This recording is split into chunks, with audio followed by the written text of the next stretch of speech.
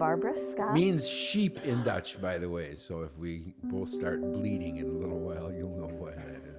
I was born July 14, 1948. My address was Alton, Iowa, just 3 miles north of here. And I was born in a little town called Oostburg, Wisconsin on February 17, 1948.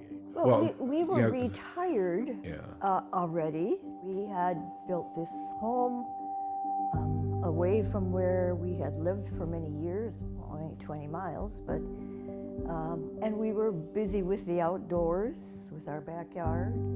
We own an acre back here. Well, we're church people, so the whole church business shut down. You know, you watched it on television all the time. Well, some of them did. I happen to be part of the council at the church we go to. And so there was a lot of decisions. Are we going to have services on Sunday? And then first it was, do we wear masks? Do we demand you wear masks? And then you get into all the politics of, some people thought, well, definitely, why wouldn't we? And some people who said, nah, this is ridiculous. I trust that God will take care of me. Now, our church, it wasn't too divided. A lot of churches around here was very divided. This is a real story here, but I'm sure it's nationwide. But there was a lot of mask versus real angry not people masking. in churches around here. Yeah, when it picked up its political oompa, then immediately it got really, really bad. Our church was pretty strict, and then actually closed down. But the pastor always had a service. You could, stream the services. We had our meetings, our church meetings, over Zoom. I don't know that this is of any importance, but I worked with a Lakota woman here from the Cheyenne River Reservation, and I was going back and forth. It's about 6 or 7 hours from here. It's a long ways, but going back and forth and slowly getting her story and trying to put it together, and that ended. Because Cheyenne River, like a lot of Lakota reservations in South Dakota, it just shut down. And she, carried a lot of weight. She was 100 years old, but she was well known in the community. So she went to the powers that be and said, can Jim come here? Can he come through? And no, there was no way I could do that. Yeah, and then I guess it is true that our second granddaughter was born in April then of that first year. And there was no way that we could get there.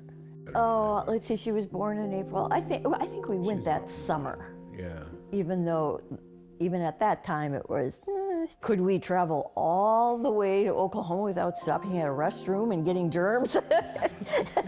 No. So then you take all your wipes and you're terribly careful. And I always said, I think during those years, all the gas stations had wonderfully clean bathrooms. Never before had they been as clean as they were then, because they were being told, that they had to be cleaning them, every several hours or whatever. That was the upside. People left churches to go to other churches. Left and right, yeah. Well, I know, it just seems so minor in a way, but it's some people, science, God would take care of them. Well, I think God gave us our brains to use science, but a lot of things were canceled. Yeah, that's true. A lot of things couldn't be done. But a lot of museums closed. We used to go to Sioux City and walk along the river. Yes, Mark. Yeah. Because, hey, that was fresh air and a little different scenery. Yeah. You could do those things. Yeah, I remember eating in the car.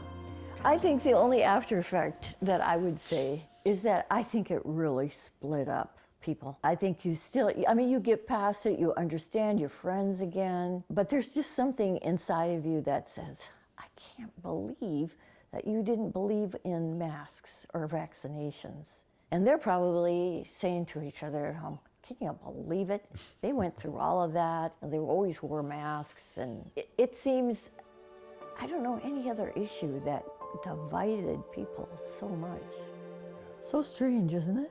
That you could just, in this sort of really bad pandemic, you just can't get along with people.